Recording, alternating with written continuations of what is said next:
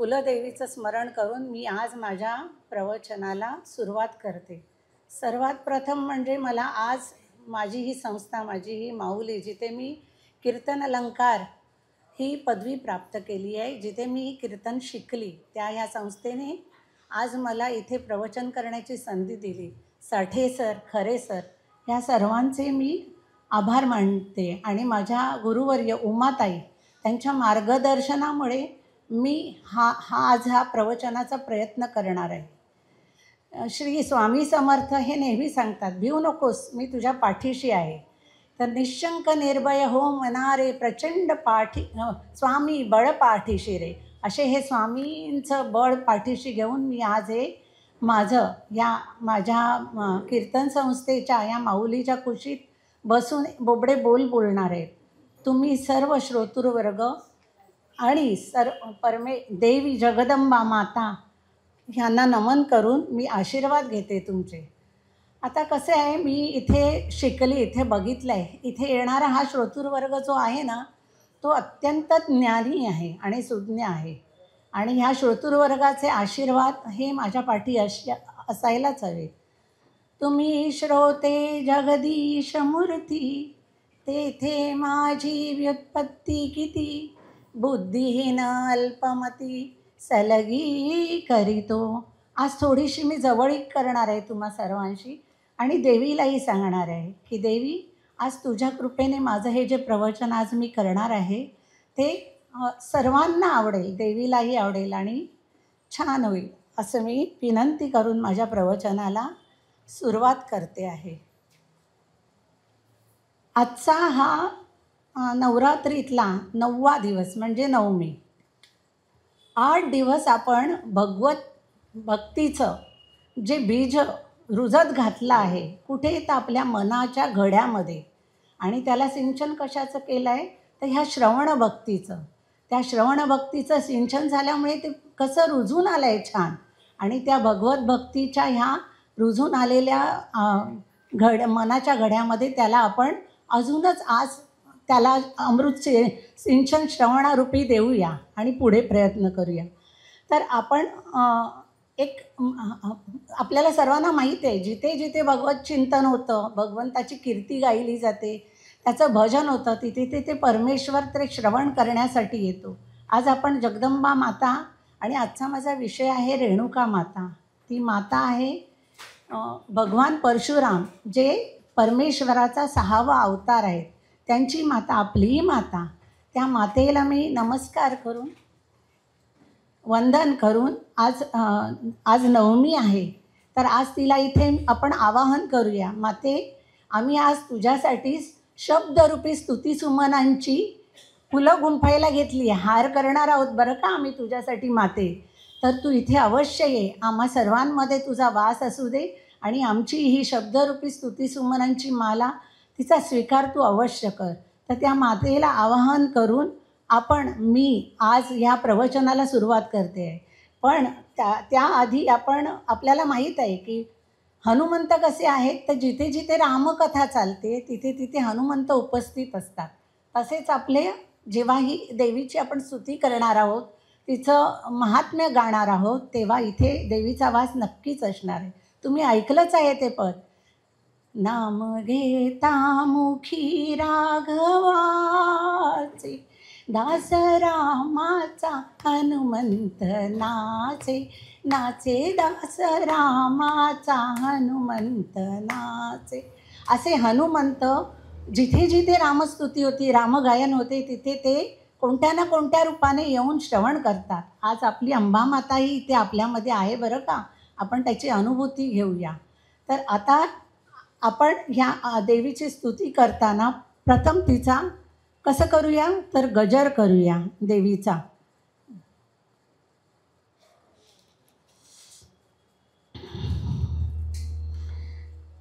सर्वांनी माझ्यासमोर गायलं तरी चालेल. मागे हो,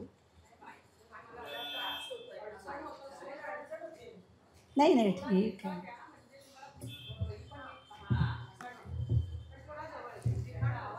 हां, तुम्हाला ऐकायला येते आहे ना सर्वांना? हां. आता पहा की आपण नवरात्र ह्या 9 दिवसांना शक्तीचं महात्म्य आहे. शक्तीचा जागर आपण करतो आणि श्रवण भक्ती ही नवविधा भक्तीमधील प्रथम भक्ती आहे. ती आपण आज सर्व श्रवण भक्ती करणार आहोत. तर आता पहा की तुम्ही म्हणाल देवीचं महात्म्य श्रवण करायचं, तर ते कोणी करायचं बरं असं तुम्ही म्हणाल नाही का? तर कोणी करायचं, तर सर्वांनी करायचं. ज्यांना समस्या आहेत, त्यांना समस्या सुटावी असं वाटतं, त्यांनी अवश्य करावं. ज्यांना आयुष्यात समस्या नाही पण भविष्यात येऊ नये असं वाटतं, त्यांनीही अवश्य करावं. अच्छा, जे मुमुक्षु आहेत, त्यांना मोक्ष हवा आहे, त्यांनीही देवी महात्म्य श्रवण करावं. इतकंच काय, तर अबालवृद्ध सर्वांनी हे देवी महात्म्य श्रवण करावं. तर ह्या इतकंच काय, तर कधी कधी काय होतं माहिती आहे का, आपल्याला ना एखाद्या पेचप्रसंगात आपण अडकतो आणि काय होतं की आपल्याला मार्गच दिसत नाही. काय करू असा विचार पडतो आणि मार्ग दाखवायला कोणीच नसतं बरं का. तर अशा वेळेला काय होतं, ही जी आपण श्रवणभक्ती, ही पुंजी जी आपण आपल्याजवळ जमा केलेली असते, त्या देवीच्या सहाय्याने आपल्याला मार्ग दिसतो. ती कोणाच्या ना कोणाच्या रूपाने येते आणि आपल्याला मार्ग दाखवते. मग तेव्हा आपण म्हणतो, अय्या हा तर आता देवासारखा धावून आला आणि माझा पेचप्रसंग, माझं संकट दूर झालं.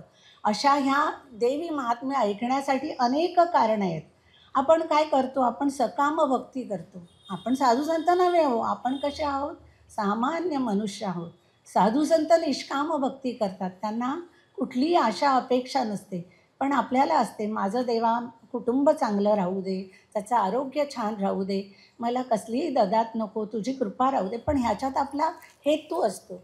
पहा, ही भक्ती करताना कुठलाही काय हेतू असे ना, आपण भक्ती करतो आहोत ना, त्याला महत्त्व आहे. म्हणून ती भक्ती ही सर्वश्रेष्ठ आहे. तर अशा ह्या दुर्गा मातेची भक्ती करताना आपण प्रथम तिचा गजर करूया. तर तुम्हीही माझ्यासोबत मी जे म्हणते आहे तसं तुम्हीही म्हणा.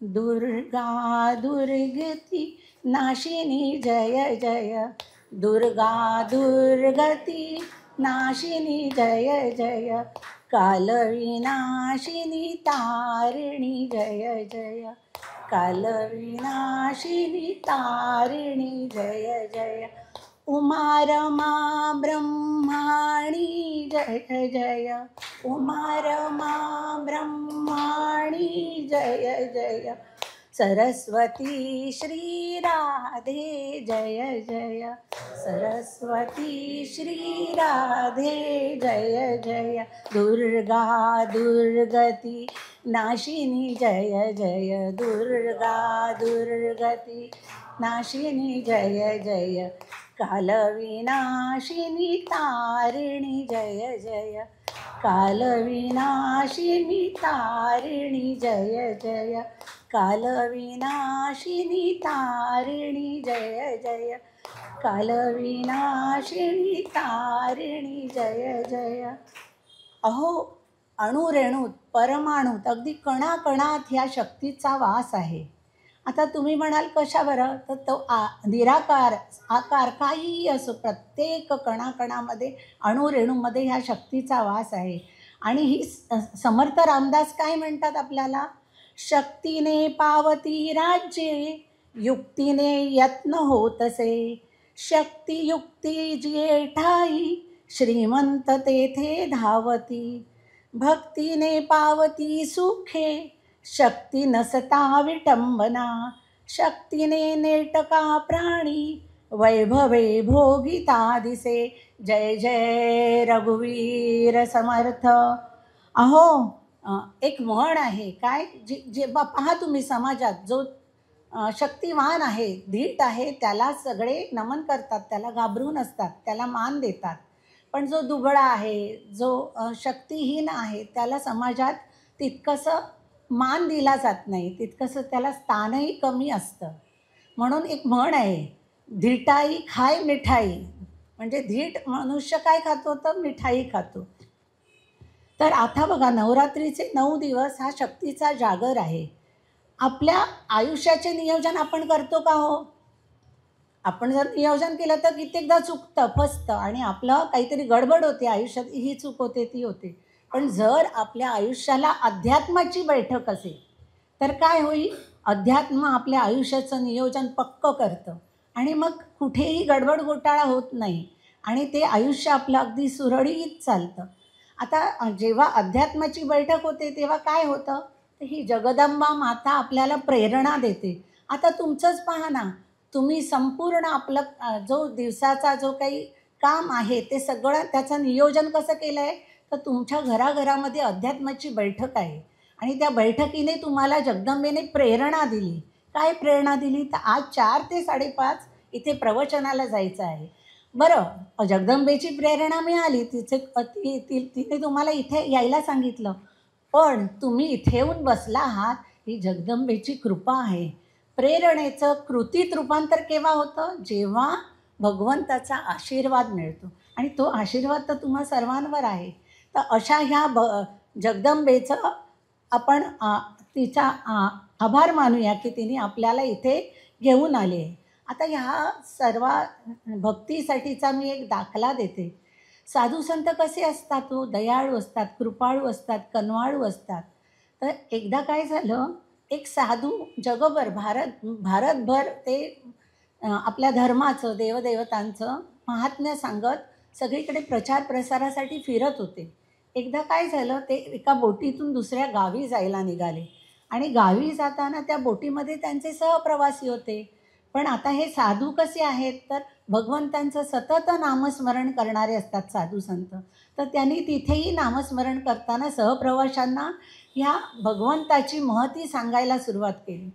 बरेचसे तिथे होते. पूर्वसुकृतांची जोडी म्हणून विठ्ठले आवडी, असं तुकाराम महाराजांनी म्हटलं आहे. तर तिथे असणाऱ्यांकडे बऱ्याच जणांकडे बहुतेक सगळ्यांकडे पूर्वसुकृतांची जोडी म्हणजे काय हो, तर जी आपण पूर्वजन्मीहून पुण्याई घेऊन येतो भगवत भक्तीची, तर ती भगवत भक्तीची आपण जी आशीर्वाद घेऊन येतो. म्हणून ह्या जन्मात आपल्याला भगवंताचं कीर्तन, श्रवण, प्रवचन सगळं आवडतं. सगळ्यांना आवडत नाही आहे, तुमच्यासारखे मुठभर लोक असतात ज्यांना अगदी हे आवडतं आणि ते आवडीने येऊन ऐकतात.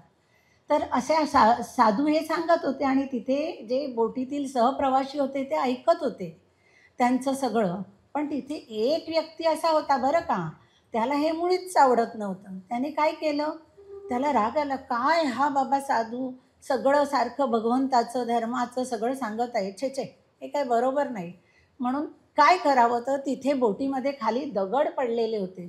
त्याने काय केलं, हळूहळू ते दगड गोळा केले आणि आपल्या हातात घेतले आणि त्या सर्व बसलेल्या सहप्रवाशांच्या मागे दडून हळूहळू एक त्या साधूला मारायला लागला. पहा, ह्याचं कारण काय, तर त्याच्याकडे ते पूर्वसुकृत नाही, म्हणून त्याला त्या भगवंताची आवड नाही. ते ऐकणं हा त्याला त्रास वाटू लागला. म्हणून त्याने हे केलं. ते केल्यावर काय झालं, साधूला ते लागत होतं. पण आपले साधू संत बघा, ज्ञानेश्वर महाराज, नामदेव महाराज, तुकाराम महाराज, हे कसे असतात, त्यांना खूप समाजाने त्रास दिला. पण त्यांनी, ज्ञानेश्वर माऊलींनी कधी उलटून कोणाला त्रास दिला का, नाही. तर हे साधू महाराजही थोडासा त्यांचा अंश असणारे होते. त्यांनी त्यांना कळे ना हे कुठे आहे, कारण तो लपून मारत होता. मग त्यांनी थोडंसं वळून बघितलं तर त्यांना कळलं, हां, इथे एक आहे व्यक्ती जिला हे माझं बोलणं टोचत आहे, आवडत नाही, त्यामुळे तो मला दगड मारत आहे. पण जाऊ दे, सोडून दिलं त्यांनी. आणि त्यांनी काय, साधू संत काय करतात, सतत नामस्मरणात राहतात आणि समाजाला काय सांगतात, तुम्ही नामस्मरण करा, सत्कर्म करा आणि सत्कर्माच्या वाटेवरून चला. आज आपण हे नवरात्रात इथे प्रवचन ऐकतो ते आपले रामदास स्वामी काय म्हणतात, जे जे श्रवण कराल ते ते आचरावे. म्हणजे आपण जे श्रवण करणार आहोत आणि त्यातून जे गुण घेणार आहोत ते मधमाशीसारखा त्याच्यातला एक एक गुण घेऊन आपण ते आचरणात आणूया. म्हणून त्या साधूंनी विचार काय केला, जाऊ दे, ह्याला सोडून देतो, मी ह्याला माफ करतो, पण मी माझं काम सुरू ठेवतो. म्हणून ते भगवंताचं चिंतन त्या सर्व लोकांना सांगत होते. असं करता करता काय झालं, आपले भगवंत कसे आहेत, हो दयाळू आहेत. आपण माऊली म्हणतो, विठ्ठलाला आपण काय म्हणतो, माऊली. माऊलीला आपल्या आईला मुलांना त्रास झाला तर आवडतो का हो, नाहीच आवडत. त्याबरोबर भगवंत तिकडे त्यांना वाईट वाटलं. ते म्हणाले, अरे माझा भक्त इतका छान सर्वांना समजावून सांगत आहे, सन्मार्गावर येण्यासाठी प्रयत्न करत आहे. आणि हा इथे जो व्यक्ती बसला आहे त्याला दगड मारतो. भगवंतांना रुचलं नाही हो, ह्यानी रुचून घेतलं, पचवून घेतलं, पण भगवंतांना रुचलं नाही. आणि भगवंत अशा वेळी काय करतात? वैकुंठाहून उडी मारून धावत भक्ताच्या रक्षणासाठी येतात. हे लक्षात ठेवा, मुळीच विसरू नका. आपल्याला जेव्हा जेव्हा अडचण असते आणि आपण जेव्हा बघा द्रौपदीने कृष्णाला धावा केला, धावत येऊन त्यांनी तिला वस्त्र पुरवली. भगवंत आपल्या भक्ताच्या हाकेला धावून येतात. आपण नाही जातो, आपण हाक मारली कोणाला, अरे अमकं मैत्रिणीला, कोणाला नाते, लगेच पहिल्या हाकेत कोण ध्यान देतं का? नाही, पण भगवंत पहिल्या हाकेत धावून येतात. भगवंताला वाईट वाटलं, ते म्हणाले नाही मला जायला हवं. भगवंत लगेच तिथून आले इथे बोटीवर आणि त्यांनी साधू महाराजांना विचारलं, अरे बाबा, हा तुला जो व्यक्ती आहे तो दगड मारतोय, मला मुळीच आवडत नाही, मला राग आला आहे, मी याला शिक्षा करू का, याला पलटून देऊ का? तर साधू महाराज काय म्हणाले, भगवंता त्याला तुम्ही शिक्षा करू नका, पलटायचंच असेल तर त्याची बुद्धी पलटा, त्याच्या बुद्धीला तुम्ही अशी त्याला त्या बुद्धी करा की तो भगवंत प्रेमाकडे वळेल, तो सत्कर्माकडे वळेल. अहो, आपले ज्ञानेश्वर माऊली त्यापैकीच होते. तेव्हा साधू महाराजांचं ते वचन ऐकून काय म्हणाले, भगवंत तथास्तु, आणि भगवंत बोटीवरून निघून गेले. सांगायचा उद्देश काय, आपल्या ज्ञानेश्वर माऊलींना समाजाने किती त्रास दिला, खूप त्रास दिला, पण ज्ञानेश्वर माऊलींनी पसायदान काय मागितलं, जे खळांची व्यंकटी सांडो तया सत्कर्मी रती वाढो. अहो, त्यांनी खळांना मारून टाकण्याचं नाही मागितलं, त्यांनी काय सांगितलं, तर त्यांची जी दुष्ट भावना आहे ती तुम्ही दूर करा आणि त्यांच्या सत्कर्मामध्ये त्यांना आवड निर्माण होऊ आणि त्या मार्गावरून ते चालू. आपले साधू संत काय करतात, तर ते नेहमी असंच सर्व समाजाला सुख होईल असंच वागतात. आता हे साधू संत कसे असतात हो? तुकाराम महाराज म्हणतात, चंदनाचे हात आणि पायही चंदन, परीसा नाही अन्य कोणी. चंदनाला कितीही घासा, तोडा, जाळा, म्हणजे काय त्याला त्रासच देतो ना, पण चंदन काय करतं, सुगंध देतो. असे हे आपले सारे साधू संत असेच असतात. म्हणून आपण त्या साधू संतांना नमस्कार करूया. आणि मी आता माझ्या प्रवचनाला म्हणजे माझ्या विषयाला सुरुवात करते. रेणुका माता. पण रेणुका मातेचं महात्म्य आणि तिची कथा सांगण्याआधी मला ह्या तुम्ही ज्या स्त्रीशक्ती ही जी बसली आहे त्यांच्याविषयी, तुमच्याविषयीच मला काही म्हणायचं आहे आणि तुम्हाला नमस्कार करायचा आहे. अहो, ही आपली स्त्रीशक्ती रोज 9 रूपं घेऊन घरामध्ये वावरत असते. कशी? तर जेव्हा ती मुलांचं पालनपोषण करते तेव्हा ती शीतला माता होते. जेव्हा ती घरातील सर्वांना खाऊ पिऊ घालते तेव्हा ती अन्नपूर्णा असते.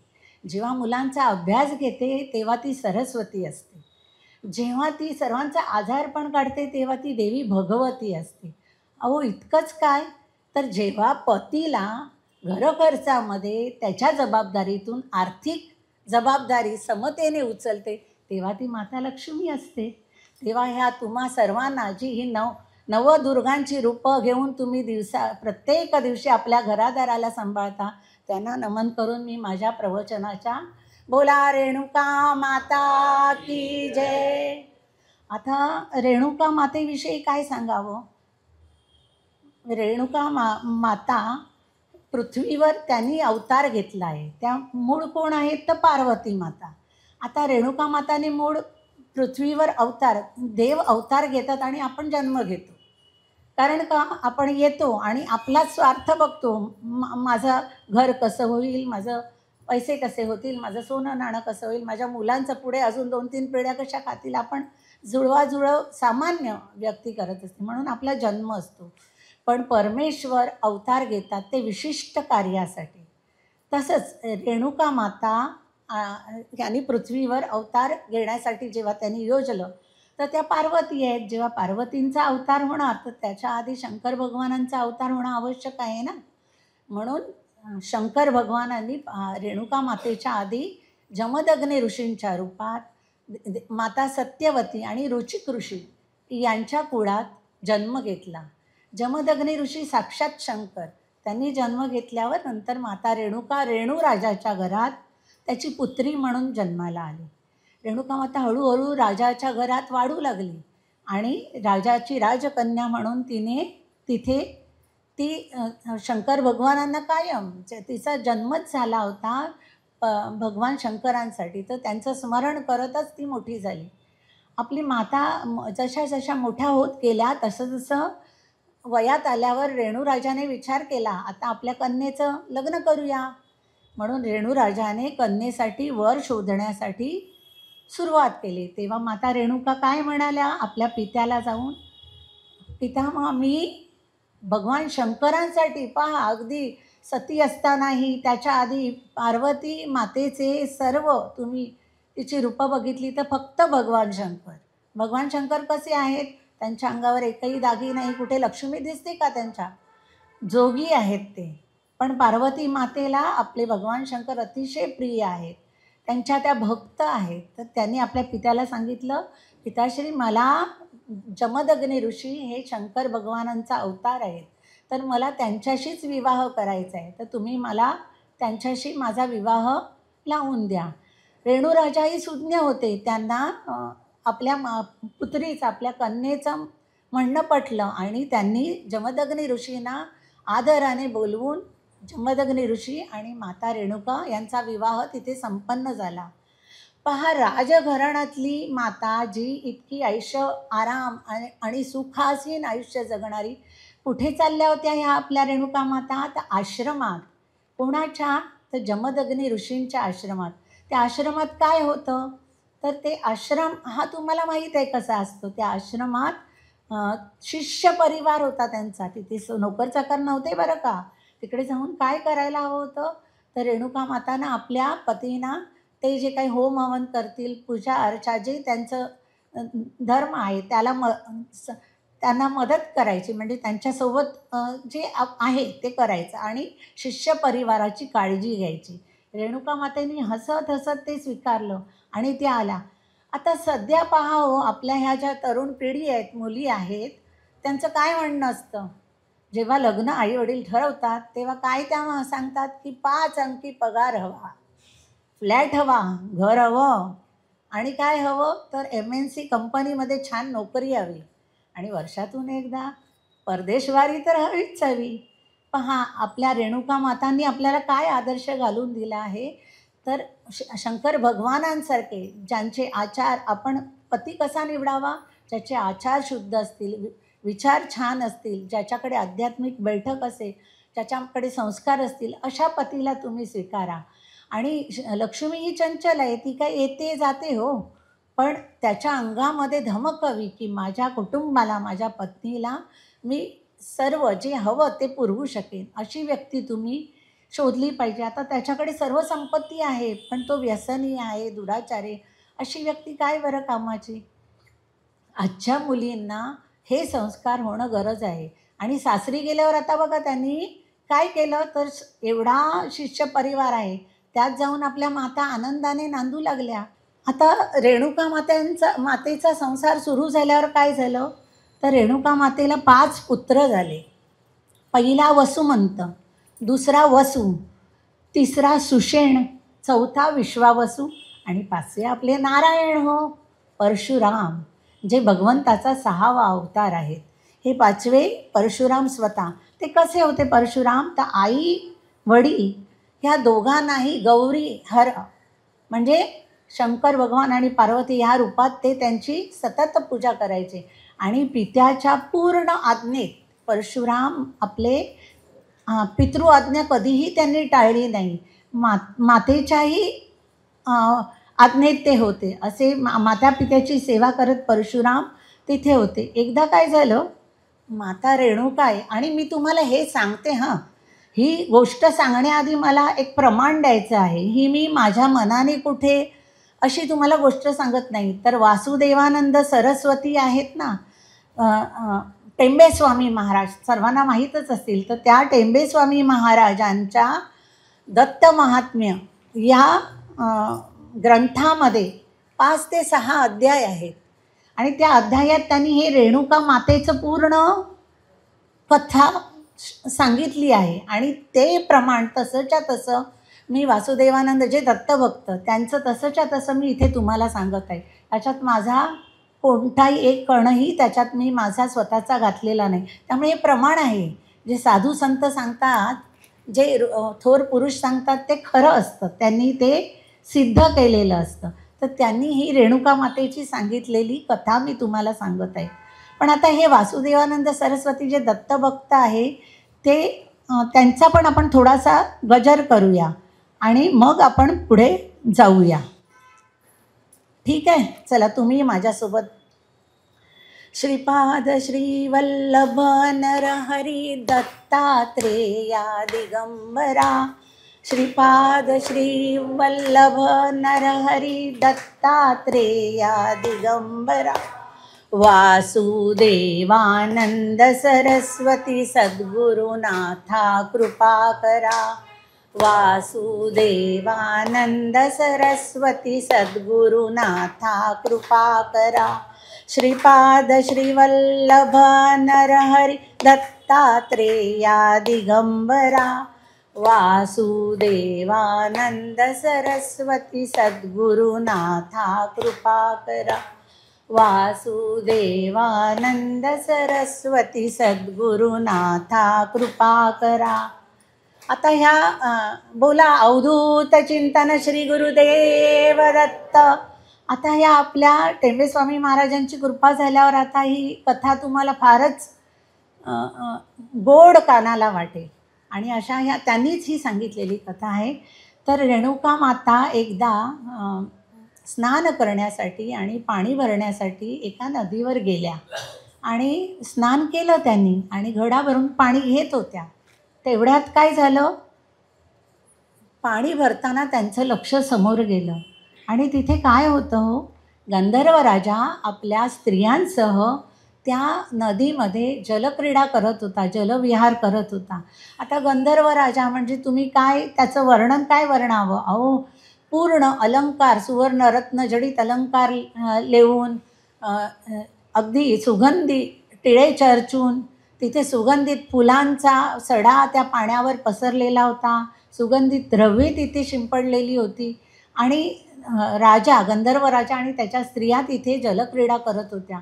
ते इतकं सुंदर दृश्य होतं. ते वर मान करून ते समोर दृश्य दिसतात. एका क्षणासाठी रेणुका मातेच्या मनामध्ये एक आनंदाची लहर निघून गेली. पहा, रेणुका माता कशा होत्या, पतिव्रता, सती प्रतिव्रता अशा रेणुका माता, ज्यांनी स्वप्नातही परमुख पाहिलेलं नाही अशा या रेणुका माता. त्यांची नजर घडाभरताना वर गेली आणि समोरचं दृश्य बघितलं आणि त्यांना एका क्षणासाठी तो पूर्ण ते दृश्य पाहून एकच क्षण असा आनंद झाला. त्या क्षणाला त्यांना जाणवलं, अरे अरे मी आजपर्यंत असं मान वर करून कुठेही पाहिलं नाही, आता हे माझ्या हातून ही चूक झाली आहे. त्या क्षणाला त्यांना खूप वाईट वाटलं. त्यांचा चेहरा म्लान झाला आणि त्यांनी तो घडा घेतला आणि लगेच दुसऱ्या क्षणाला नजर बाजूला वळवून त्या आश्रमात आल्या. पण मुख म्लान झालेलंच होतं रेणुका मातेचं. घरी आल्यावर काय झालं, जमदग्नी ऋषी आहो ते तप केलेले एवढे, त्यांना सर्व जे काय आहे ते सर्व कळत होतं.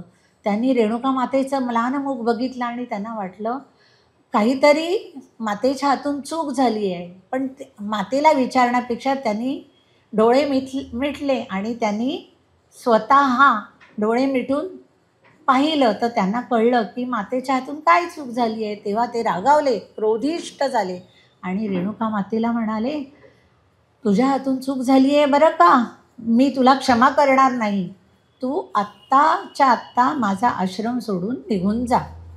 माता नतमस्तक होऊन त्यांच्याकडे क्षमा याचना करत होती. हो, मातेने मान्य केलं की मी एक क्षण माझं नजर वर गेली आणि माझ्या हातून चूक झाली आहे. पण जमदग्नी ऋषी ते मानायला तयार नाही, त्यांना क्षमा करायला तयार नाही. मग आता काय करणार, तर त्यांनी लगेच आपल्या मोठ्या पुत्राला हाक मारली. कोण आला, वसुमंत, अरे इकडे.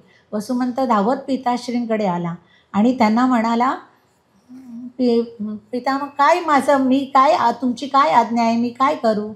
तेव्हा ते म्हणाले, ही तुझी माता, ह्या मातेच्या हातून एक चूक घडली आहे, पण मी त्याला माफी करणार नाही, तर तू आत्ता आत्ताच ह्या मातेचा शिरच्छेद कर. वसुमंतांना ते ऐकून ते मान्य झालं नाही. ते काय म्हणाले की तात तुम्ही थोडे आपल्या क्रोधाचं शमन करा. तुम्ही त्यांच्या पायाला स्पर्श करून वसुमंतांनी सांगितलं तुम्ही तुमचा क्रोध आवरा. तर ते म्हणाले तू मला शिकवतो, मला क्रोध आवरायला सांगतो. तेव्हा ते म्हणाले तात न मातुः परदैवतम. म्हणजे काय तर माता आहे तिच्यापेक्षा श्रेष्ठ दैवतच नाही असे शास्त्र सांगते. मग आईसारखे दैवत दुसरे कोणतेही नाही, हे शास्त्रवचन आहे. मग तुम्ही मला म्हणता त्याप्रमाणे जर मी कृती केली तर मी नरकात जाईन आणि तिथे पिचत पडेन. तर मला क्षमा करा, मी हे तुमचं आज्ञापालन करू शकत नाही. मी माझ्या मातेला मारणार नाही. तेव्हा ते अधिकच कोपाविष्ट झाले. ते म्हणाले मी शास्त्र शिकलेला, मी एवढा ज्ञानी, मी एवढा तपस्वी आणि तू मला शास्त्र शिकवतो. तू माझा मुलगा. शास्त्रात सांगितलं आहे की पिता जिवंत असेपर्यंत पित्याने सांगितलेलं सर्व वचन पुत्राने ऐकलं पाहिजे. हे शास्त्रवचन तू कुठे पाळतोयस? तू मला स्पष्ट नकार देतो. तेव्हा त्या वसुमंत तयार नव्हते मातेला मारायला. तेव्हा ते क्रोधित झाले आणि म्हणाले की मी तुला श्राप देतो, तू जळून भस्म हो. आणि एका क्षणात रागाने पाहताच वसुमंताची त्या क्षणाला तिथे राग झाली आणि तिथे एक राखेचा ढिगारा तयार झाला. तरीही आमच्या जमदग्नी ऋषींचा राग शमला नाही. त्यांनी लगेच वसूला हाक मारली. म्हणाले आहे ना माझा अजून दुसरा पुत्र आहे.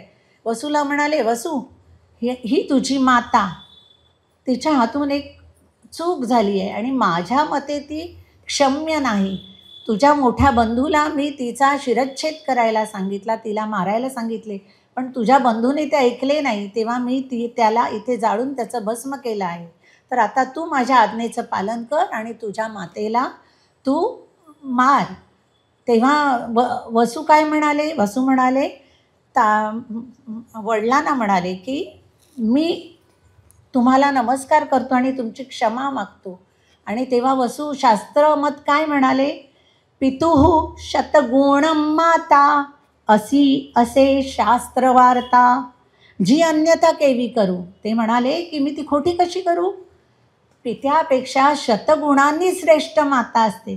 असं आहे का हो? खरोखर आपल्या प्रत्येकाच्या घराघरात आपण आपली पितृप्रधान संस्कृती आहे. आपण काय करतो? आपल्या घरातील पित्यालाच मान देतो, मातेला. ते जाऊ दे, आपल्या सुसंस्कृत घरात तर स्त्रीला तेवढा समान अधिकार, मान, सन्मान मिळतो. पण आत्ताच्या काळात मातेचं पालनपोषण आणि तिचा आहार आणि तिची सुदृढता आवश्यक आहे. का तर ती ज्या मुलांना जन्म देणार तीही शक्तिमान अशी बालकं झाली पाहिजे. आत्ता आपला देश कुठे चालला आहे? विश्वगुरू होण्याच्या दिशेने. मग जी पुढची पिढी येणार आहे ती अगदी शक्तिवान, बलवान, श्रेष्ठ असली पाहिजे. ती केव्हा होणार? जेव्हा माता शक्तिवान असणार. माता शक्तिवान असेल तर ती शक्तिवान पुत्रांना जन्म देणार. पण इथे आता तुम्ही वस्तीमध्ये गेलात, गरिबी जिकडे आहे म्हणजे झोपडपट्टी वस्ती असं, त्या वस्त्यांमध्ये खूप कुपोषित माता तुम्हाला दिसते आणि खूप कुपोषित मुलं दिसतील. अहो ह्या डाटा काढला जर ह्याचा तर कळेल की किती आहे भारतामध्ये अशा कुपोषित माता आणि बालकांचं प्रमाण. आपल्या ना राष्ट्रीय स्वयंसेवक संघाला यावर्षी 100 वर्ष पूर्ण झाली आहेत आणि म्हणून शतक महोत्सव त्यांचा साजरा केला जातो आहे. पण आपला हा संघ कसा आहे? शांततेने आपलं काम करणार आहे. पण काही निमित्ताने मी या संघाच्या कार्यामध्ये जोडली गेली होती.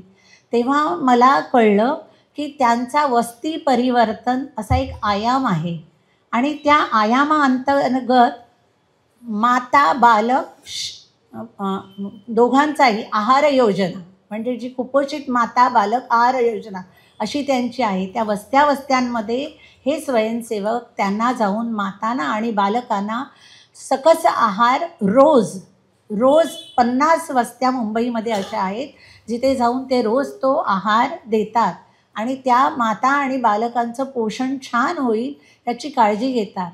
अहो इतकंच काय, तर एक रुग्णवाहिका चलती फिरती आहे, ती महिन्यातून एकदा किंवा दोनदा त्या माता आणि बालकांचं चेकिंग म्हणजे त्यांचा तपासणी करण्यासाठी तिथे जाते.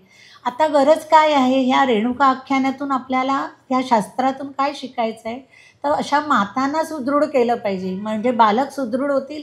सुदृढ बालक ही देशाची संपत्ती आहे आणि ही संपत्ती, अहो ही धनधान्य संपत्ती ही वेगळी, पण मनुष्य संपत्ती याच बळावर आपलं राज्य पुढे विश्वगुरू बनण्याच्या दिशेने जाऊ शकतं.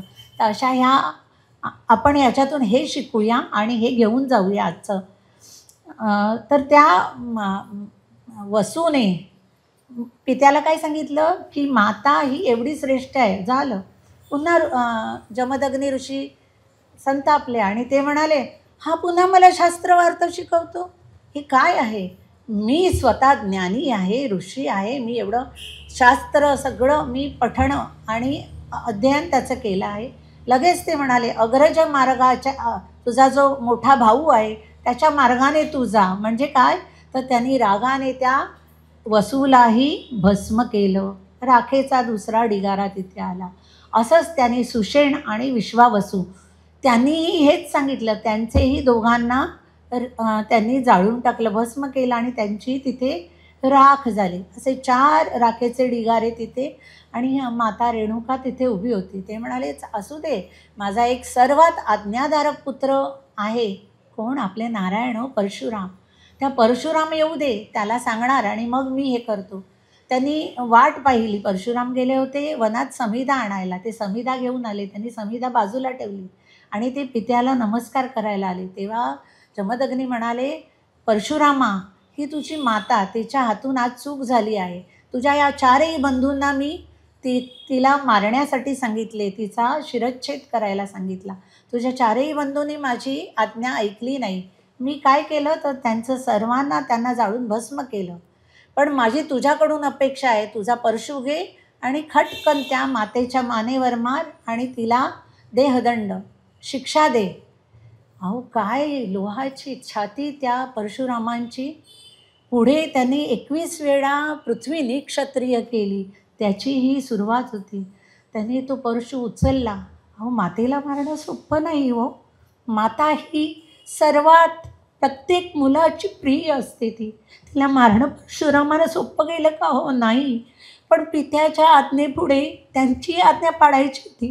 त्यांनी परशु उचलला आणि खटकन रेणुका मातेच्या मानेवर मारला. अहो त्या मातेचा धड शिरा वेगळं झालं. परशुरामांच्या डोळ्यातून अश्रुधारा वाहत होत्या. तो परशु उचलला आणि त्यांनी आणून तिकडे जमदग्नी ऋषींच्या पायाशी ठेवला आणि त्यांना नमस्कार केला. म्हणाले, मी तुमची आज्ञा पाळली पितामह. तेव्हा जमदग्नी ऋषी त्यांना वाटलं, हा माझा मुलगा खरा आहे हो, याने माझा आज्ञा पाळली, म्हणून ते त्याच्यावर प्रसन्न झाले आणि त्याला परशुरामांना म्हणाले, बाळा रामा, मी तुझ्यावर प्रसन्न झालो आहे, माग, तुला काय हवं तो वर माग बरं. तेव्हा परशुरामांना कळलं, आपले तात तर महापुरुष आहेत, ते काहीही करू शकतात. आपले परशुरामही हुशार होते. त्यांनी काय वर मागितला बरं? त्यांनी मागितला, क्षमा करा, त्यांनी सांगितलं आपल्या वडिलांना, ताता माता हे उठावी, भ्रातृचतुष्टयी वाचवावी, नसा मला चिरंजीवता यावी, नसावी स्मृती मातृवधाची, मिळावा सर्वत्र विजय, कधी न यावा अपाय. पहा, आपल्या परशुरामांनी काय मागितलं? इथे आज्ञापालन केलं, पितृ आज्ञापालन केलं, मातृपदी कर्तव्यही कसं केलं, तर पुन्हा मातेला जिवंत करण्याचं वर मागितलं. आपल्या बंधूंकडेही कर्तव्य पूर्ण केलं त्यांनी, त्यांनाही जिवंत करण्याचा वर त्यांनी मागितला. आता आपले जमदग्नींनी काय केलं? त्यांनी लगेच तथास्तु म्हटलं. तथास्तु म्हणताच काय झालं? 4ही बंधू जिवंत झाले आणि ते उभे राहिले आणि आपल्या परशुरामाने मातेचं शिर आणून दडाला लावलं. त्यांनी मंत्रोच्चार केला जमदग्नींनी आणि माता रेणुकाही जिवंत झाली. आईवरील प्रेम सर्व त्यांचं तिथे संपूर्ण कर्तव्य परशुरामांनी आपलं पालन केलं आहे. आणि माता कशी आली? तर अधिक सात्विक रूपात परशुराम मातेच्या चरणावर मस्तक ठेवून अश्रुपात त्यांचा चालू होता. तेव्हा माता म्हणाली, अरे परशुरामा, तू चुकला नाहीस बरं, तू तर माझ्यावर उपकारच केले. कसे पहा, पतिव्रता सती काय म्हणते, तर माझ्या हातून एक चूक झाली होती. माझ्याकडे माझ्या आयुष्यामध्ये एक छोटासा काळा डाग लागला होता, पण माझा वध करून तो गेला. आता मी पुन्हा जशी आहे तशीच मी जन्माला आली आहे. तर मी तुझं खरं मी आभारी आहे. मी अशा पुत्राला जन्म दिला म्हणून मला तुझा अभिमान वाटतो. पण त्या म्हणाल्या की मला हे सर्व स्त्रियांना सांगायचं आहे. रेणुका माता म्हणाला, ज्या पातिव्रत्य सांभाळिती त्यांनी ही गोष्ट ठेवावी चित्ती. जाता अन्यत्र चित्तवृत्ती ऐसी गती ओढवेल. जगदंबा माता की जय, रेणुका माता की जय. अशा या पतिव्रतेच्या पुण्याईवर आज आपण बघितलं तर रेणुका माता तिथे कुठे आहेत, तर त्या माहूर गडावर आहेत. आता आपण माता रेणुका यांचं आद्यशक्तिपीठ कुठे आहे, माहूर गडावर.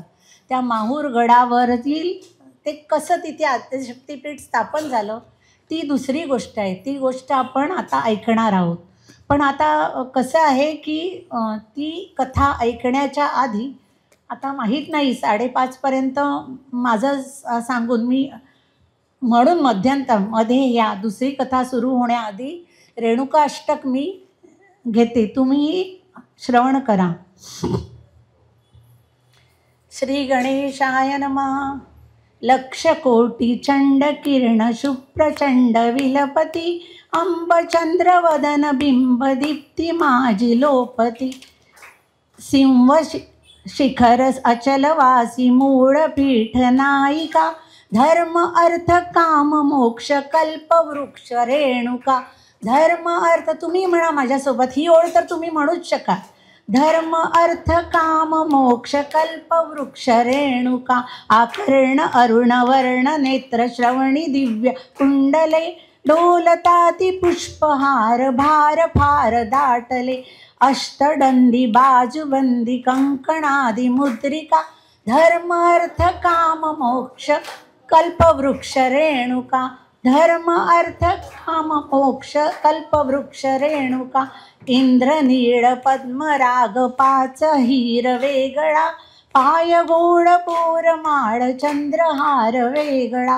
पैंजणादि भूषणेच लोपल्याती पादुका.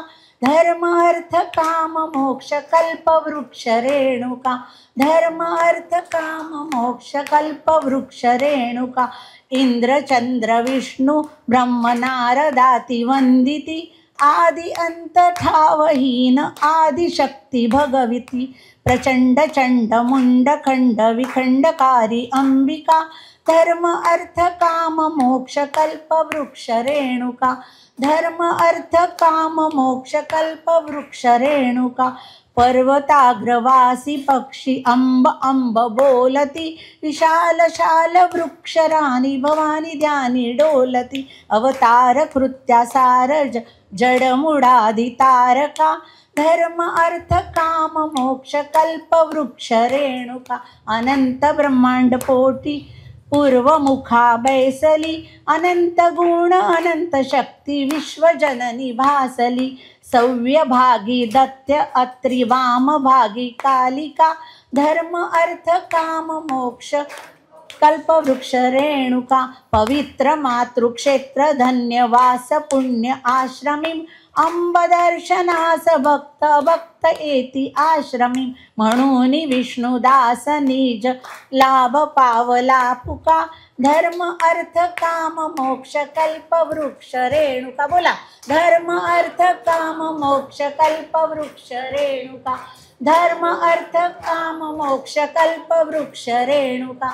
धर्म अर्थ काम मोक्ष कल्पवृक्ष रेणुका. बोला रेणुका माता की जय. आता ह्या दुसऱ्या कथेमध्ये काय आहे बरं, तर आपले कार्तवीर्य अर्जुन, तुम्हाला माहीत आहेत का, सहस्त्रार्जुन असंही म्हटलं जातं त्यांना. ह्या कार्तवीर्य अर्जुन हे दत्त महाराजांचे भक्त होते. दत्त महाराजांची त्यांच्यावर विशेष कृपा होती. कशी कृपा? तर तुम्हाला इथे सर्व श्रोतवर्ग आहे तो सुज्ञ आणि ज्ञानी आहे, त्यांना सगळं माहीत आहे. तर आपलं जर एखादी वस्तू हरवली तर ती मिळण्यासाठी आपण ह्या कार्तवीर्य अर्जुनाचा मंत्र म्हणतो. तुम्हाला हा माहिती आहे ना? हां. तर त्या कार्तवीर्य अर्जुनाचा आपण मंत्र म्हणतो. काय म्हणतो? कार्तवीर्य अर्जुनो नाम राजा बाहू सहस्त्रवान तस्य स्मरण मात्रेन गतम नष्टम च लभ्यते. आता हे एवढं मोठं जर जमत नसेल तर काय म्हणायचं? कार्तवीर्य अर्जुना तुला मी नमस्कार करते, नमस्ते कार्तवीर्याय एवढं म्हटलं तरी आहे. हां, ह्याचा गुण आहे. जेव्हा आपण एखादी वस्तू कुठेतरी ठेवतो आणि विसरून जातो आणि खूप शोधतो आणि आपल्याला मिळतच नाही. आता काय करायचं बरं?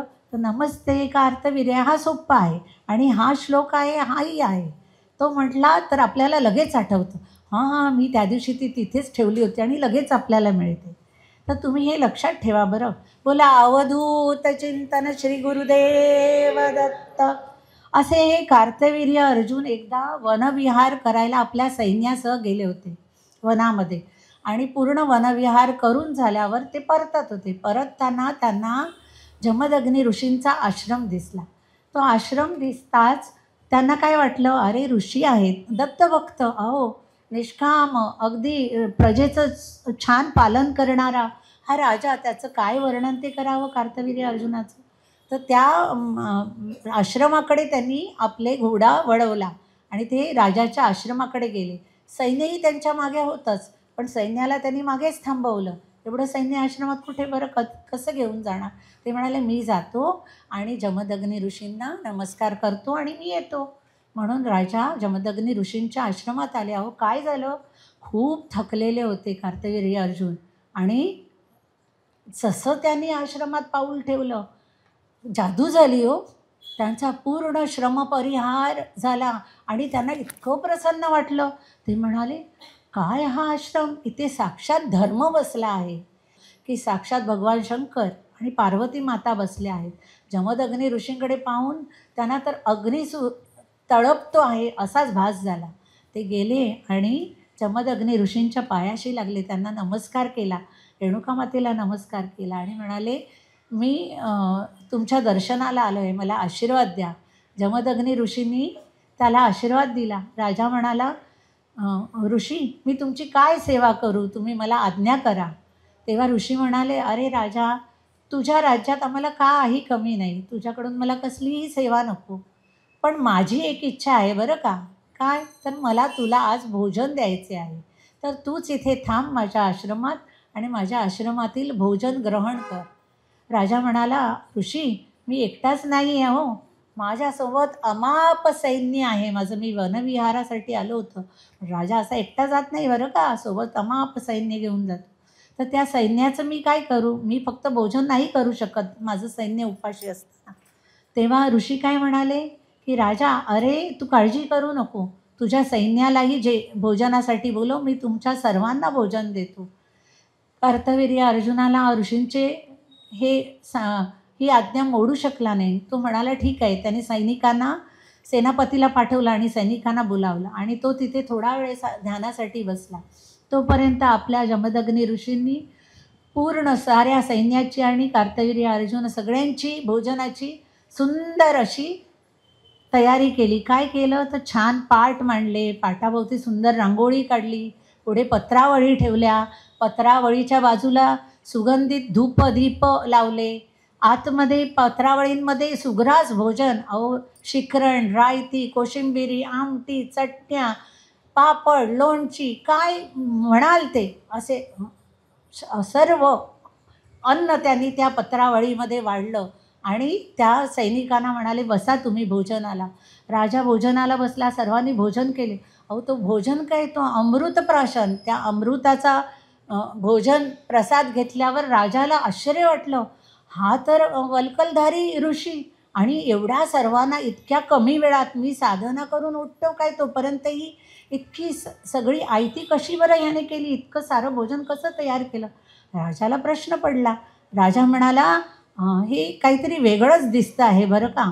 म्हणून राजाने भोजन झाल्यावर जमदग्नी ऋषींकडे गेले आणि त्यांना विचारलं, ऋषी मला तुम्हाला एक प्रश्न विचारायचा आहे. अहो मी राजा, माझ्याकडे कितीतरी पाकघरं आहेत जिथे अन्न शिजलं जातं, लाखोनी माझ्याकडे आचारी आहेत, सेवक आहेत, दासदासी आहेत, पण इतक्या कमी वेळात इतकं सुग्रास भोजन आणि इतकी सुंदर व्यवस्था मी करू शकलो नसतो. मला आश्चर्य वाटते तुम्ही हे कसं केलं बरं. तेव्हा जमदग्नी ऋषी म्हणाले की अरे राजा, माझ्याकडे कामधेनू आहे, ती माझी होमधेनू आहे. होमधेनू का बरं, तर तिच्या दुग्धाने मी रोज होम करतो म्हणून तिचं नाव होमधेनू. तर राजाला म्हणाले, राजा ही माझी जी कामधेनू आहे ना, तिच्या कृपेने मी हे सर्व तुम्हाला देऊ शकलो. ही माझी होमधेनू, ही असे कामधेनू, हिची शक्ती काय वाणू, जाण हे चिंतामणी. चिंतावे जे जे मनी, ते ते पुरवी तत्क्षणी, इच्छा प्रसादे करुनी, इच्छा भोजन देतो मी. अहो ती चिंतामणी आहे साक्षात, जे जे चिंतावे मनी ते ते ती पुरवी तत्क्षणी. राजा खरं तर निष्काम, दत्त महाराजांचा भक्त, पण त्याला मोह झाला. अरे ही इतकी सुंदर धेनू तर माझ्याकडे सगळं काही आहे, अष्टसिद्धी आहेत, दासी आहे, संपत्ती आहे, हिरे जड जवाहीर राज्य सगळं आहे, पण माझ्याकडे ही कामधेनू नाही. राजाने तत्क्षणात विचार केला, मला ही कामधेनू हवी. त्याच्यात वासना निर्माण झाली आणि मोह निर्माण झाला. त्यांनी जमदग्नी मुनींना सांगितलं, मला ही कामधेनू हवी, तुम्ही माझा हा एक हट्ट पुरवा आणि मला ही कामधेनू द्या. राजाने त्यांच्याकडे तो हट्ट केला. तेव्हा ऋषी म्हणाले, अरे राजा काय असा विचार करतो, अरे ही माझी होमधेनू आहे, माझा जो होम, माझ्या इथे जे होम हवन व्रतवैकल्य जे माझ्या आश्रमात होतात ते हिच्या दुग्धाने होतात, हिला तू घेऊन जाऊ नको. अरे हिचा तुझ्याकडे किती लक्ष तुझ्याकडे धेनू गायी असताना तुझी ह्या कामधेनूवर का बरे दृष्टी गेली. पण राजा काही ऐकायला तयार नव्हता. आता तुम्ही बघा राजाच्या बाबतीत हे असं का झालं असेल, त्याचं कारण आहे दैव. दैव काय असतं, दैव कोणाला सोडत नाही. अहो तुम्हाला सोडत नाही, मला सोडत नाही, देवादिकांनाही सोडत नाही. दैव हे बळीवंत, हे सर्व विख्यात, ब्रह्मादिका वागवित, स्वहस्तगत करुनी, सूर्या नित्य फिरवी, ब्रह्म्या करी सृष्टी करवी, विष्णूला अवतारे नटवी, जगा मारवी रुद्र करे, कोणान सोडी दैव, हे सुख दुःख दे सदैव, दैवे न सोडिले देव, नो सोडी जीवन मुक्ताही. कोणालाच दैव सोडत नाही. या दैवाची लीलाच अशी आहे की ह्या निष्काम अशा कार्तवीर्य अर्जुनाला इच्छा मोह निर्माण झाला, वासना निर्माण झाली, माझ्याकडे कामधेनू हवी. बरं राजाला ऋषी सांगत होते, अरे तू दत्तभक्त आहे, जो दत्तभक्त आहे, ज्याच्यावर दत्ताची कृपा आहे, त्याला काय कमी. अरे तू आसक्ती तुझ्याकडे नाही आहे, मग ही आसक्ती कुठून आली. ही आसक्ती धरू नको, अधोगतीला तुला घेऊन जाईल, हे नको मागू. पण पहा परशुराम आहेत, त्यांचा जन्म कशासाठी झाला आता ह्या कथेतून तुम्हाला कळेल. राजा ऐकायलाच तयार नाही. त्यांनी सैनिकांना आज्ञा दिली, चला सैनिक हो, ह्या कामधेनूला सोडा आणि आपल्याबरोबर घेऊन चला आणि इथे ऋषीं सन्निध सारा जड जवाहीर धनधान्य सगळं ठेवा आणि आपण ह्या कामधेनूला घेऊन जातोय. बळजबरीने राजाने ती धेनू कामधेनू फरफटत तो तिला घेऊन गेला. तिचं छोटं वासरू होतं हो तिथे बाजूला, ते आक्रंदून रडू लागलं. मातेला घेऊन जाताना पाहून त्या वासराला खूप दुःख झालं, हंबरडा फोडला त्याने. पण हे पाषाण हृदयी राजा आणि त्याचे सैनिक, त्यांचं मन जराही द्रवलं नाही. अहो त्यांनी त्या धेनूला तिला वासराला तसंच रडत ठेवून तिला घेऊन गेले. आणि ते गेल्यावर इथे आमचे परशुराम आले वनातून समिधा घेऊन. त्यांनी पाहिलं, अरे वासरू हंबरडा फोडून रडत आहे. त्यांनी बंधूंना विचारलं, काय झालं, हे वासरू का रडत आहे. आता जमदग्नी ऋषी बघा, एवढे ते स्वतःही तप केलेले आणि एवढं त्यांच्याकडे सामर्थ्य आहे, पण त्यांनी राजाला श्राप दिला नाही, राजाला शिक्षा केली नाही. का केली नाही, तर ते म्हणाले हा दत्तभक्त आहे, ह्याच्याकडे सद्बुद्धी असणारच, दत्त महाराजांची याच्यावर कृपा आहे, ही क्षणासाठी याची बुद्धी फेर गेला आहे, हा उद्या याची बुद्धी स्थिर होईल आणि ही कामधेनू तो मला आणून दे. हे एक कारण. आणि दुसरं कारण काय, तर अशा दत्तभक्ताला जर मी श्राप दिला तर माझा सारा तपोलोप होईल. मग तो तपोलोप अशा गोष्टीसाठी करण्यायोग्य आहे का? तेव्हा जमदग्नीने ना त्याला श्राप दिला ना त्याला शिक्षा दिली, राजाला सोडून दिलं आणि ते ध्यानाला बसले होते जमदग्नी ऋषी. इतक्यात परशुराम आले. परशुरामांना बंधूंनी कथन केल्यावर ते संतापले. अहो ते प्रचंड कोपिष्ट परशुराम ते परशु घेऊन लगेच निघाले. हा राजा असं कसं करू शकतो की आमची कामधेनू बळजबरीने कशी घेऊन जाऊ शकतो? म्हणून काय केलं तर त्यांनी परशु घेऊन ते वायुवेगाने पळत सुटले आणि त्यांनी त्या कार्तवीर्य अर्जुनाच्या सैन्याला गाठलं आणि त्यांनी त्या सैन्याबरोबर युद्ध केलं, सैन्याला मारलं आणि ते कार्तवीर्याकडे चालून गेले. कार्तवीर्याने वळून पाहिलं आणि ते म्हणाले हा ऋषिकुमार आणि हा एवढा पराक्रमी कसा असू शकतो? हा ऋषिकुमार असूच शकत नाही. तेव्हा त्यांना कार्तवीर्य अर्जुनाला आठवलं. त्यांनी दत्त महाराजांना सांगितलं होतं मला सामान्य माणसाच्या हातून मृत्यू नको, मला भवतुल्याने मारावे. भवतुल्य म्हणजे काय, तर परमेश्वराशी तुल्य असा जो असेल, जो अवतार, त्यांनी माझा प्राण घ्यावा, मला मोक्ष द्यावा, असं त्यांनी दत्त महाराजांकडे एक आशीर्वाद वरदान मागितलं होतं. आणि दत्त महाराजांनी ते त्याला वरदान दिलं होतं की तुझा मृत्यू परमेश्वरी अंश असलेल्या व्यक्तीकडूनच होणार. तर पहा, परशुरामांचा हा अवतार हा कार्तवीर्य अर्जुनाला मोक्ष देण्यासाठी झाला होता.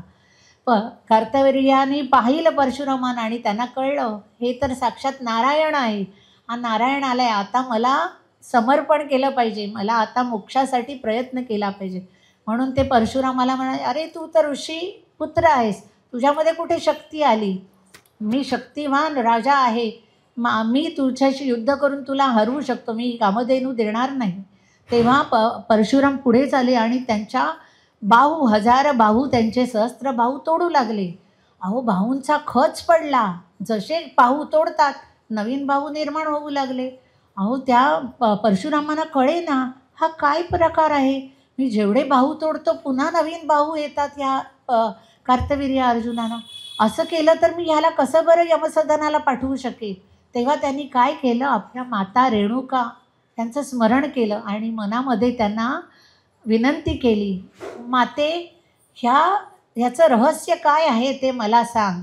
आणि आपल्या पित्यालाही त्यांनी विनंती केली मनातून आणि सांगितलं हे भुज परत त्याचा निर्माण होण्याचं रहस्य सांगा, नाहीतर मी ह्याला कसं बरं शिक्षा देऊ शकेन. आणि त्यांचे गुरु जे भगवान शंकर त्यांचीही त्यांनी आराधना केली. ह्या सर्वाचा परिणाम असा झाला की आकाशवाणी झाली. हो, आकाशवाणी काय म्हणाली तर राजा त्या भुजांचे बीज, परशुरामा त्या भुजांचे बीज त्या राजाच्या उरस्थानी आहे, ते तू शोषून घे.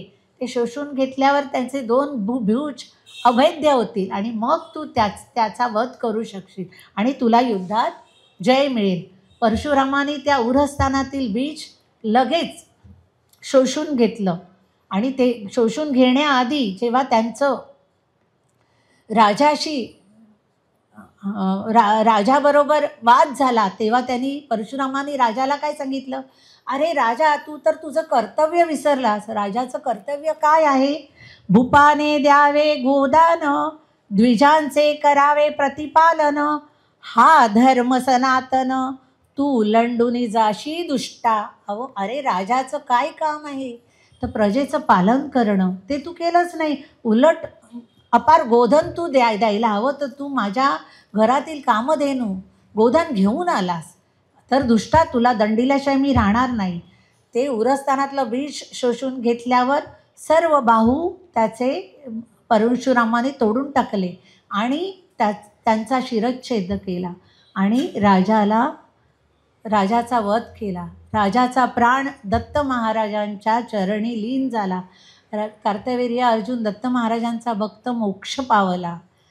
त्याला मारता क्षणी आकाशातून, कारण कार्तवीर्य अर्जुन इतका श्रेष्ठ होता की देव असुर सर्वांनाच तो अगदी नाटोपाय असा झाला होता. त्यामुळे आकाशातून अप्सरांनी, देवांनी, देवींनी, उर्वशींनी सर्वांनी पुष्पवृष्टी परशुरामांवर केली आणि दुदुंबी वाजल्या. त्यांनी त्यांचे गुणगायन केले परशुरामांचे आणि त्यांनी त्यांचं कौतुक स्तुती केली. परशुरामांना एवढंच वाटलं मी माझी कामधेनू सोडवली.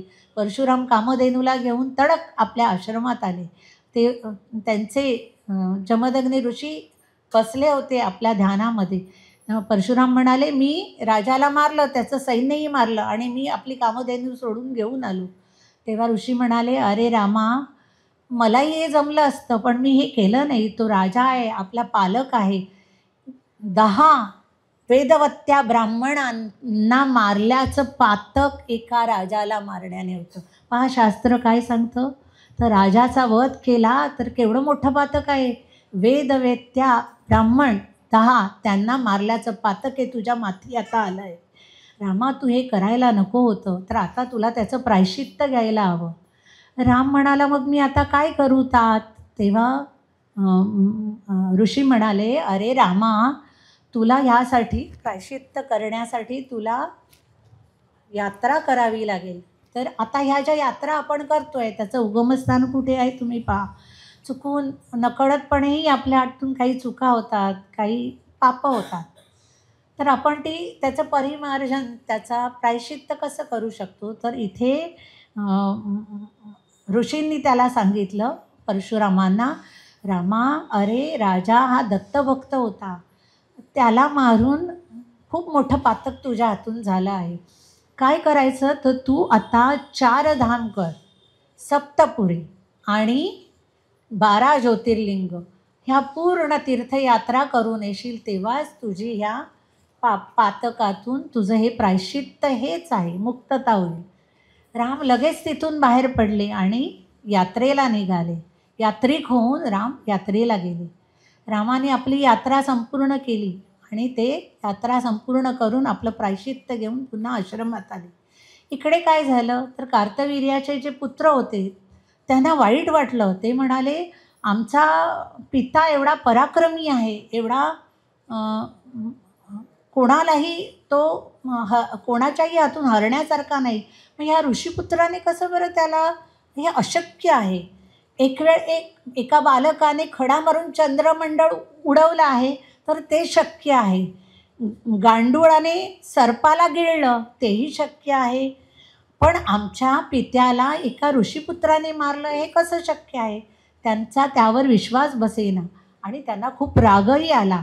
पण ते म्हणाले की आधी आमच्या पित्याचं अंत्येष्टी, त्याचं क्रियाकर्म करूया आणि मग आपण पित्याला ज्याने मारलं आहे त्याचा समाचार घेऊया.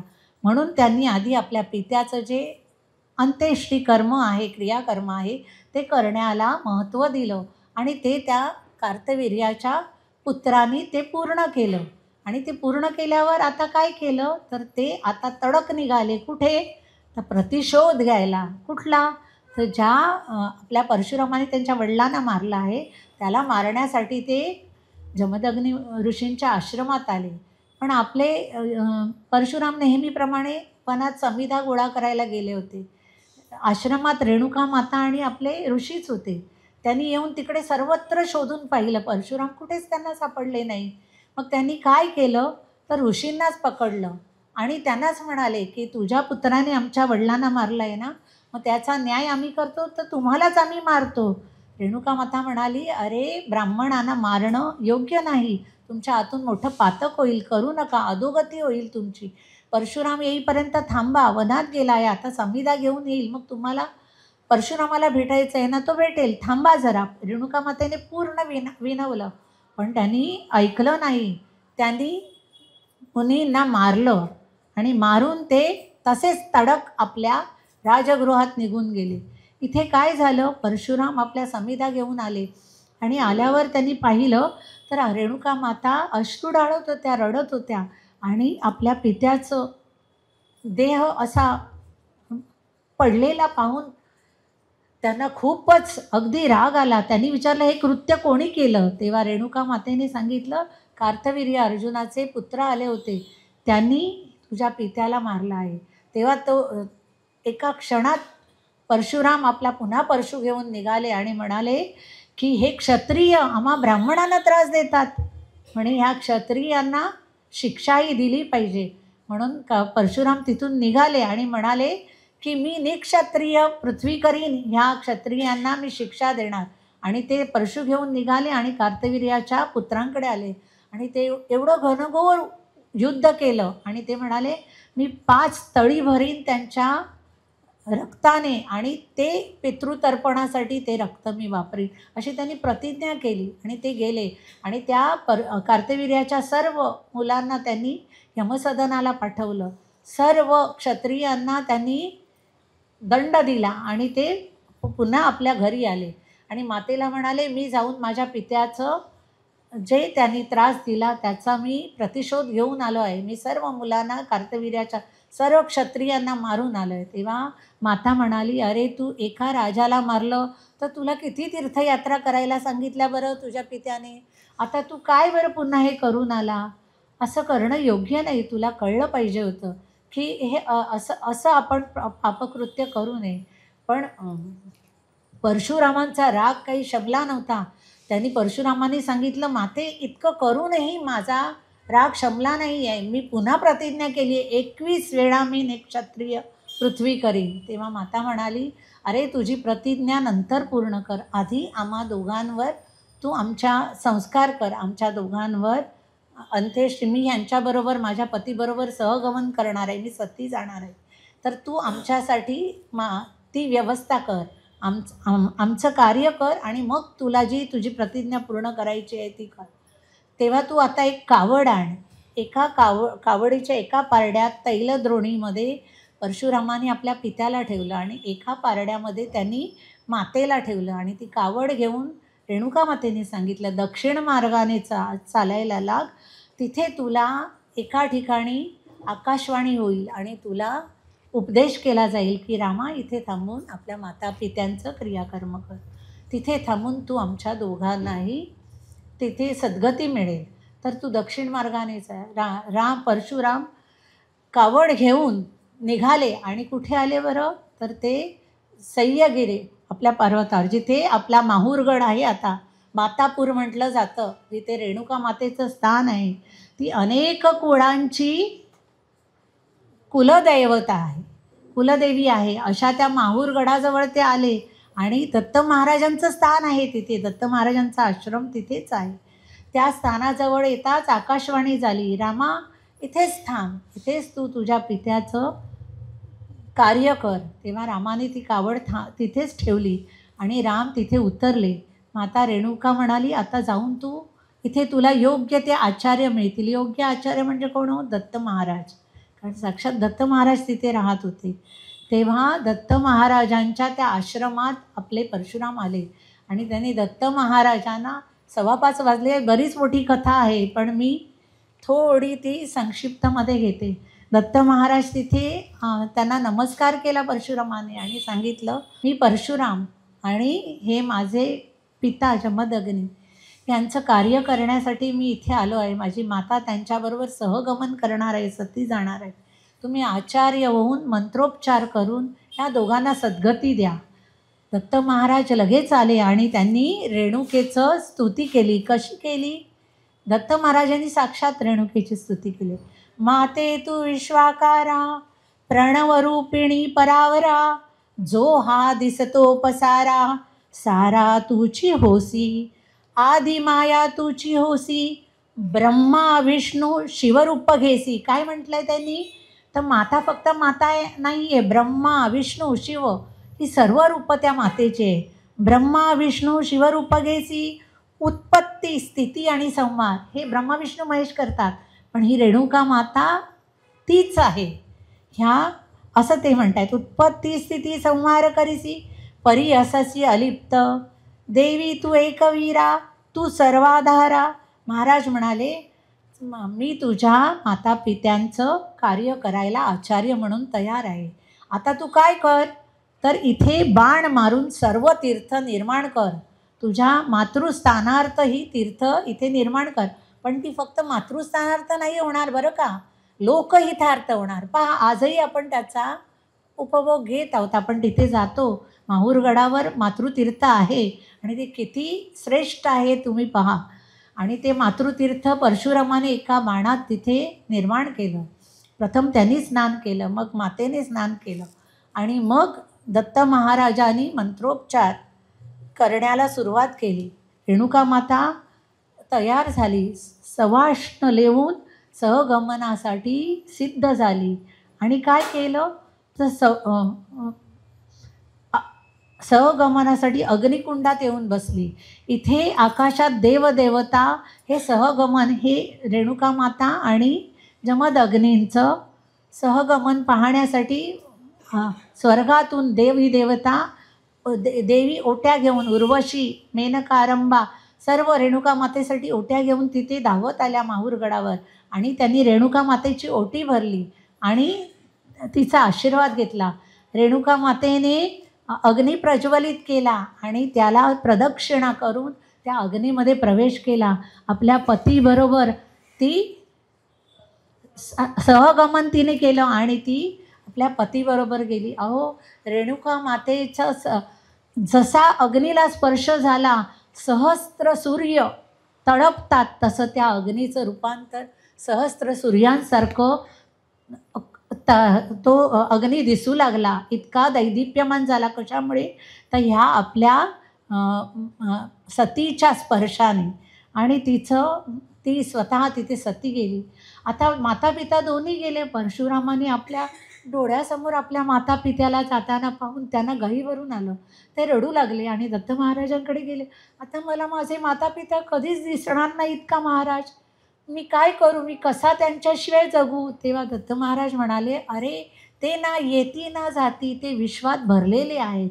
शंकर पार्वती आहेत तुझे माता, तू तुझे माता पिता म्हणतो, पण पहा मी तुला हवं तर दर्शन देतो. म्हणून त्यांनी कैलास पर्वतावर बसलेली शिवशंकर आणि पार्वती यांचं रूप परशुरामांना दाखवलं. आपले टेंबेस्वामी महाराज वर्णन करतात. आणि त्या कैलासावर बसलेल्या आपल्याच जमदग्नी ऋषी आणि रेणुका मातेला पाहून परशुराम आनंदित झाले. ते नमस्कार करतात तोपर्यंत ते दृश्य निघून गेलं. एका क्षणासाठी त्यांनी दत्त महाराजांनी त्यांना दर्शन दिलं होतं.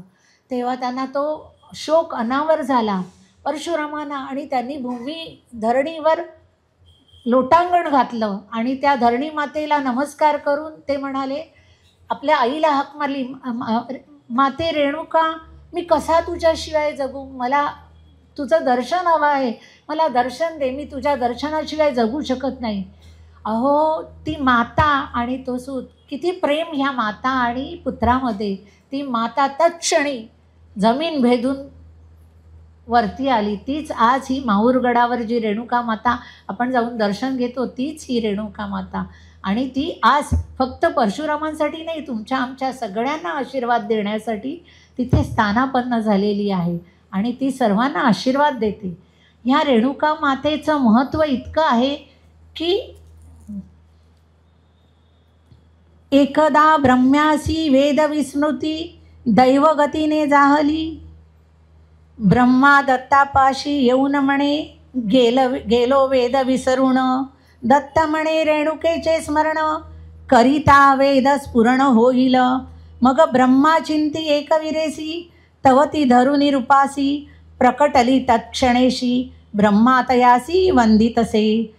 तवतीच्या अंगापासून वेद झाले उत्पन्न.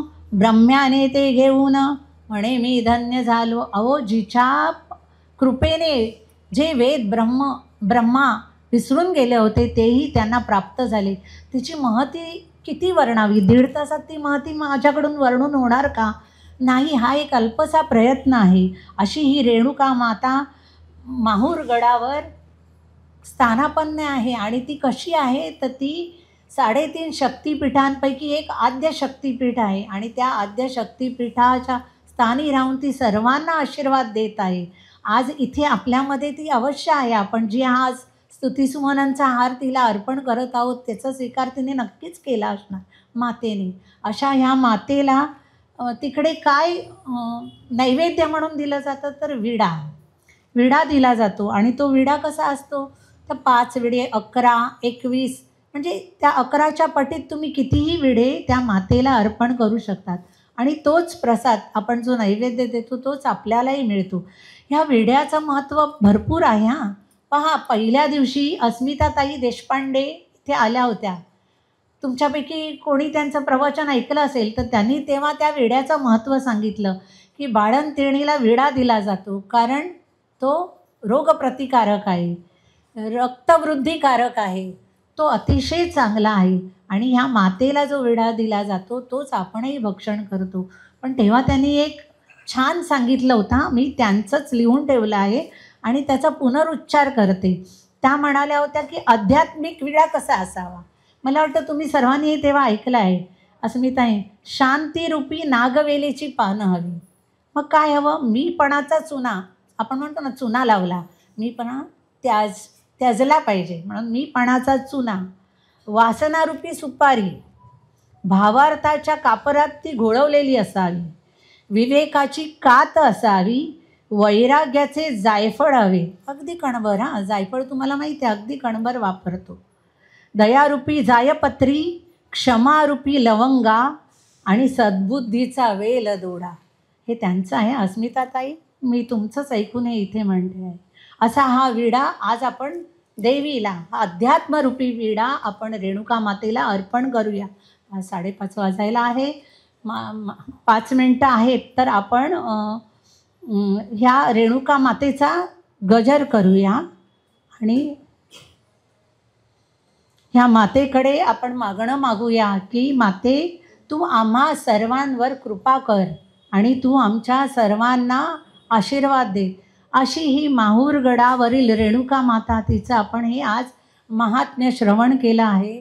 मी पुन्हा एकदा अखिल भारतीय कीर्तन संस्था, ज्यांनी मला इथे प्रवचनाची संधी दिली, मला वाटतं मी तुमच्या अपेक्षांना उतरली आहे.